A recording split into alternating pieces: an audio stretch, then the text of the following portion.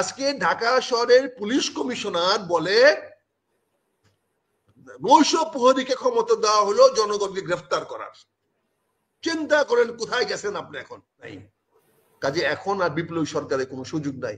এখন বাংলাদেশ সংবিধানের অধীনে চলতে হবে, এবং সংবিধানের অধীনে চলতে হলে সাংবিধানিক সরকার দরকার।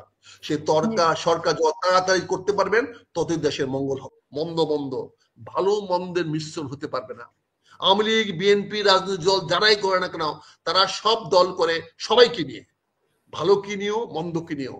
এই যে রাজ্জাকি সাহেব প্রশ্ন তুলেছেন, আজকের এই সম্পদগুলোর উকিলকে, আজকে কোম্পানিগুলোর দায়িত্ব কে নিল, বিভিন্ন জায়গাগুলো শূন্যস্থান কে পূরণ করলো। বলি নাই যে নির্বাচন দেন, আমরা বলছি আপনি ক্ষমতা কেমনে আছেন, আপনি ক্ষমতা কেমনে আছেন।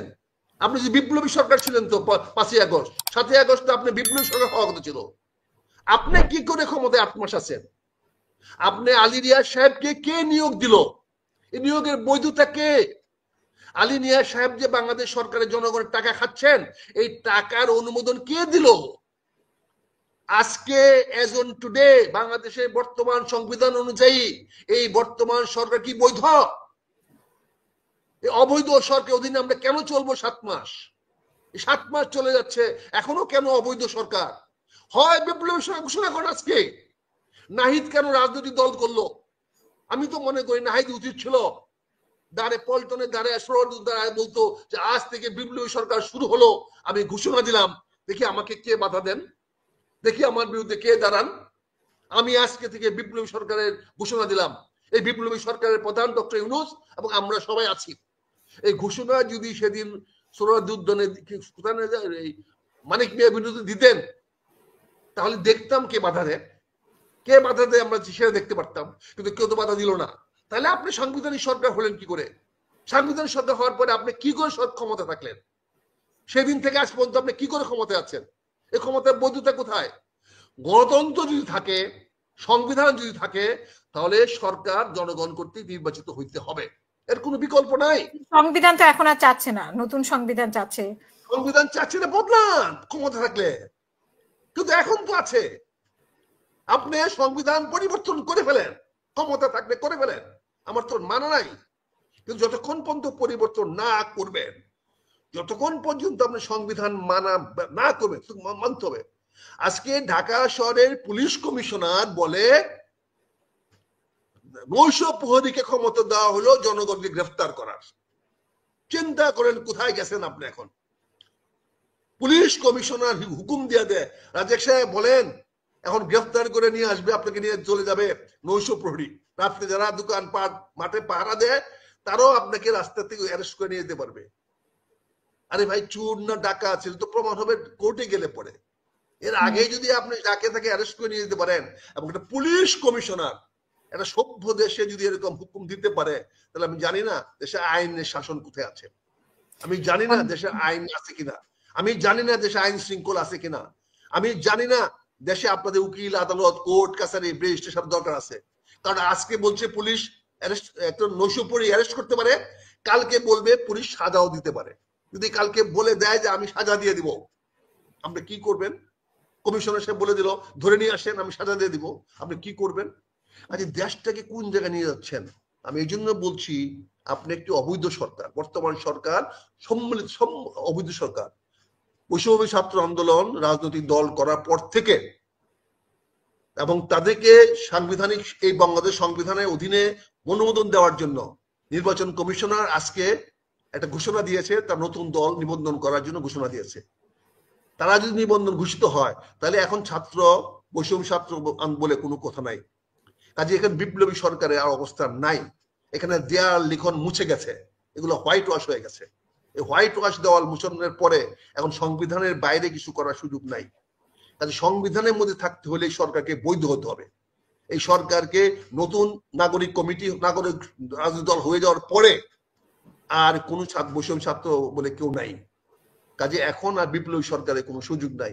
এখন বাংলাদেশ সংবিধানের অধীনে চলতে হবে, এবং সংবিধানের অধীনে চলতে হলে সাংবিধানিক সরকার দরকার। সে সরকার যত তাড়াতাড়ি করতে পারবেন ততই দেশের মঙ্গল হবে। অবস্থার পরিপ্রেক্ষিতে মানুষ সাহেব যে কথাগুলো বলেছেন, উনি প্রথমে স্বীকার করেছেন দেশে থাকেন না। দেখেন, আমাদের দেশের কৃষি উন্নয়নের সবচেয়ে বড় সমস্যা হলো অ্যাবসেন্টিস ফার্মার, যে কৃষক জমিতে থাকে না সেই কৃষকের জমিতে ফসল হয় না, এটা প্রচলিত নিয়ম, পুরনো নিয়ম। কাজেই যিনি যে বাংলাদেশে থাকেন না সেই বাংলাদেশে নিয়েও চিন্তা করার দরকার নাই।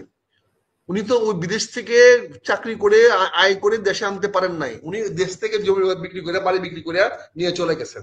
আমরা অনেক বড় বড় সাহেবদের চিনি, রিয়া সাহেবদের মতো লোকদের চিনি যারা বাংলাদেশে বাড়িঘর বিক্রি করে ওই দেশে বিক্রি করছেন।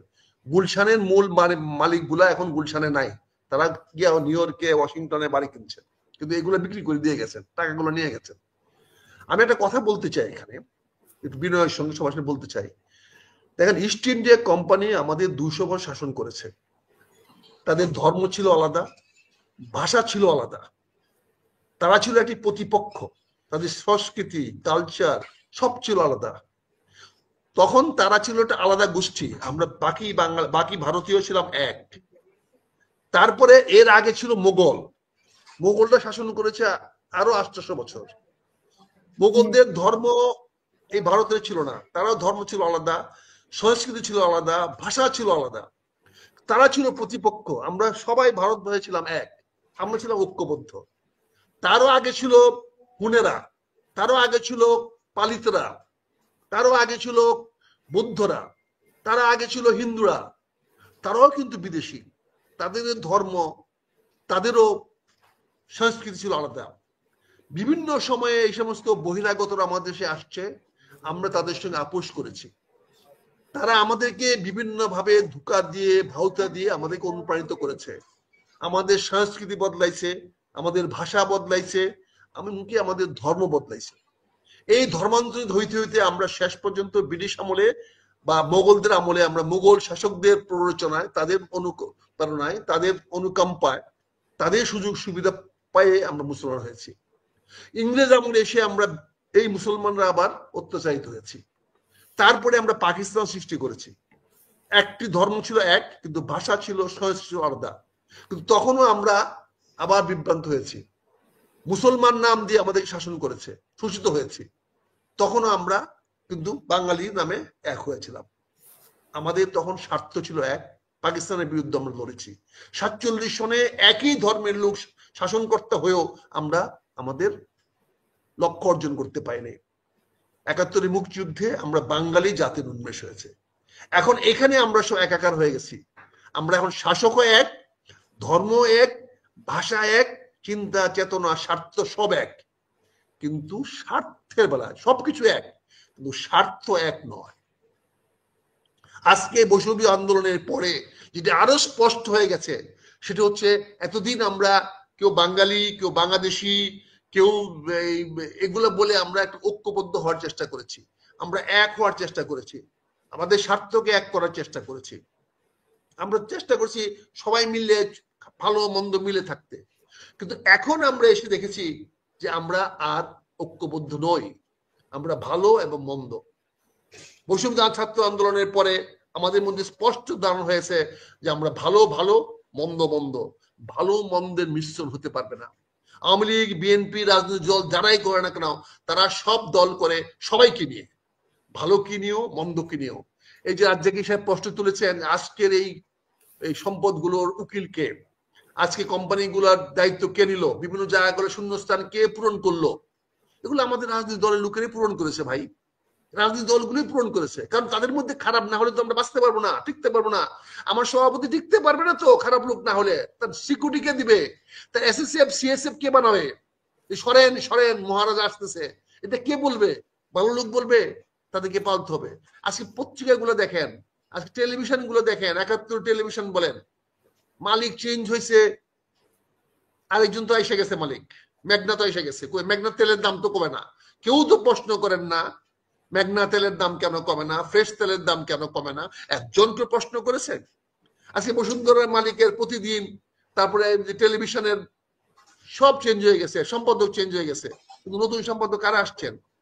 দলের লোক আসছেন, জামাতের লোক আসছেন না বিএনপির লোক আসছেন, গোপন কিছু না, সব পত্রিকার অফিসে জামাতের বিএনপির লোক আর আমার ভাই এবি পার্টির লোক, তারা চলে গেছে।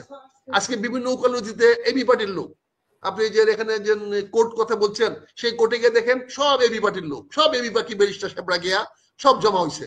কোথায়? ওই ইয়াতে ওই যে কি বলে কোর্টে আইসিটি কোর্টে সব তাদের এবির লোক।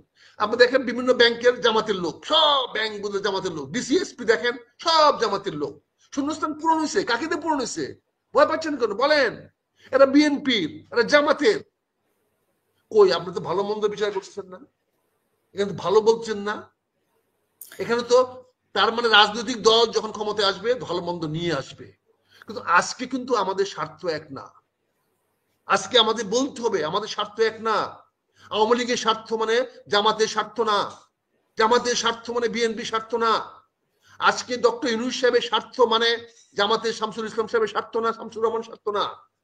আজকে জনাব ইউনূস সাহেবের যে স্বার্থ, সেই স্বার্থের সঙ্গে বিএনপির মির্জা ফখরুল ইসলাম স্বার্থ এক না, কারোর সাথে কারো মিল না, বিপরীতমুখী স্বার্থ, সংঘাতময় স্বার্থ।